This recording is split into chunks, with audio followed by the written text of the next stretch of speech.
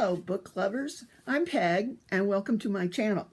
Today, I'm going to be doing a wrap-up of this fun challenge I've been doing called the September Sci-Fi Challenge. I'm wrapping it up kind of early because tomorrow I'm going to start on a new book adventure that I'm very excited about and will take quite a bit of time, and I'll be here back tomorrow to tell you about that one. But let me do a quick review of the books that I've read for this. As I said, it's really been a fun challenge hosted by Becky Bookworm, and I not only had fun reading books I would have never noticed before, but it's been fun to see what other people are reading. So I'm going to do a quick run through of the books that I read for this challenge, because actually they're due at the library today. A lot of them are, and I need to get going. So first of all, one of the topics in the challenge was a book by a science fiction book by a woman author, and I've talked about it before. I read the Ancillary Justice by Ann Leckie. This is the first in a three-part series that's hard to get into, but very worth it, and she is going to be publishing another one on the 26th of September, less than 2 weeks, and many science fiction fans already have it pre-ordered. Just a tip, I thought about using this doubly for the category that says a strong female protagonist. Well, there was a strong protagonist in this, but it remains unsure if it was female or not. So I'm just using that for the one category. It definitely was written by a female author.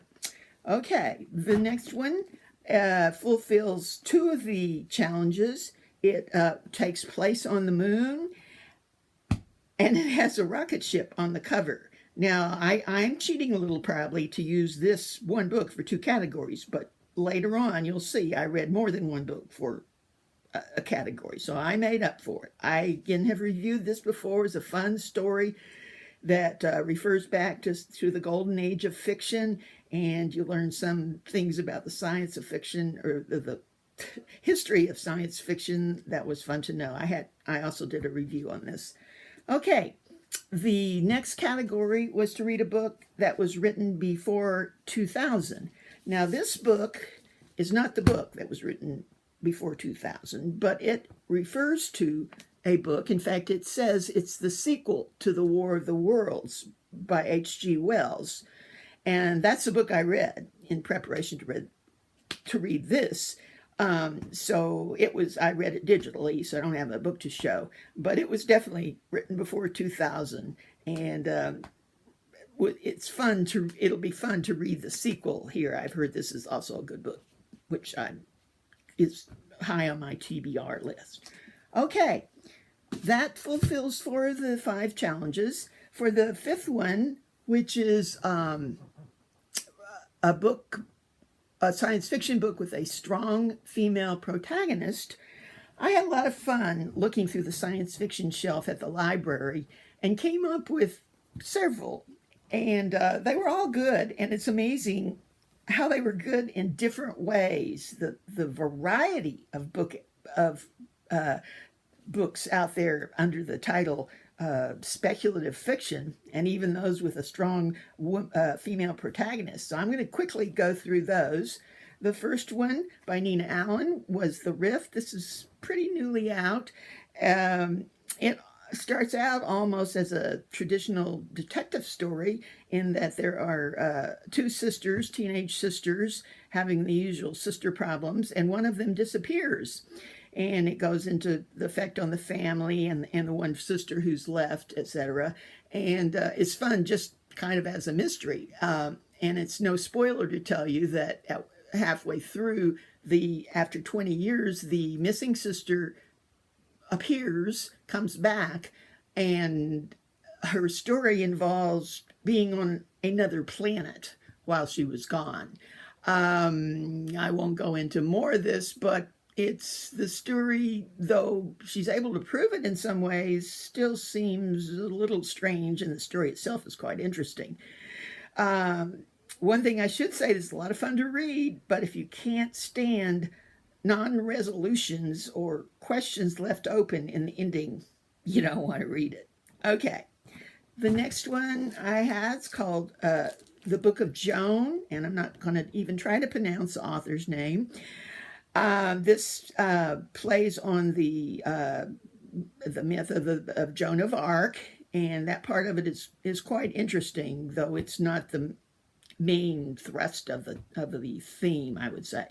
This deals with a future time in which the Earth is seriously polluted with atomic waste, and those that can afford it, a privileged few, have built a space station, but it's a suborbital station situated up there somewhere, and have their own little world.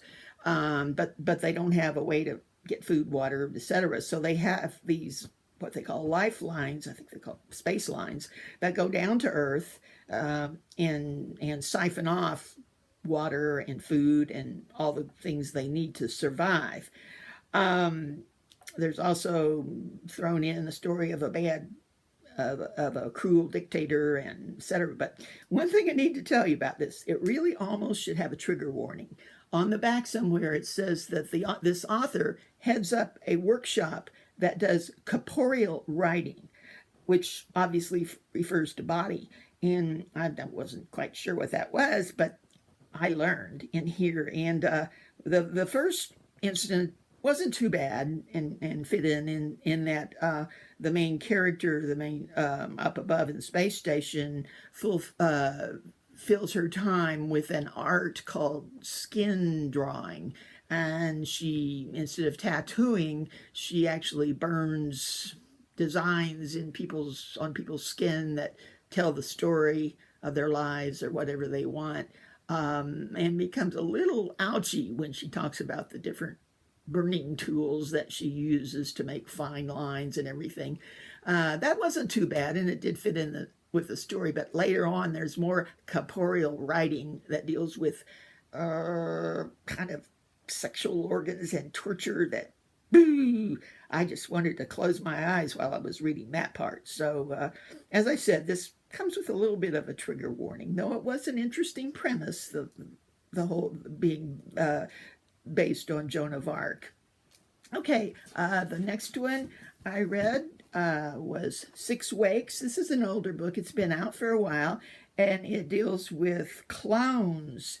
A bunch of clones are taking a spaceship to somewhere really far away, and because it takes so long and the clones age, they have replacement clones that they've brought along in tanks so that when they get too old, because they're hand selected, their personality, they're revived. Their clone is taken out of the tank and revived, so they always have fresh new people. It actually reads almost again like a detective mystery, because one of the clones or several of the clones wake up and something has happened, and some of them have been murdered, or they have been murdered, but their clones then try to find out who the murderer was, and it's a fun on the mystery level. One part I really liked is at the very start, they have the international law regarding the existence of clones, and they have such things as it is unlawful to create more than one clone of a person at a time. And then there's one that's unlawful for a clone to bear or father children. Anyway, there's several of those I thought was interesting. They're getting ready for the age of clones. Okay, the last one I read in the category of a strong female protagonist was this one, and it was so different from the rest. It could almost be looked at as historical fiction. It did take place in olden times, medieval, I suppose, though it didn't really, I mean, there were no cars. And it had to do with a kingdom that had several warring states in it, taking over each other. And the main character, Baru, was a very brilliant young woman. Back then, they did an intelligence test to determine what their jobs would be, and she tested out very well and was sent to another country to be the head accountant of the country. So it's just really done. It's actually a financial mystery, you you might say, and you can't imagine that the theme of being an accountant would be that interesting, but it really was. It was filled with palace intrigue and spies and all kinds of doings. And I really liked this. Good news I've heard, if anybody knows about it, I've heard that this author is now writing another one, Seth Dickinson, and it'll be out next year. And somebody said it was over 1,000 pages. So if you have any knowledge of that, please let me know, because I'd really like to read another one. Okay, I got to get these books back to the library. Who knows what I'll find on that new shelf. Talk to you later. Bye.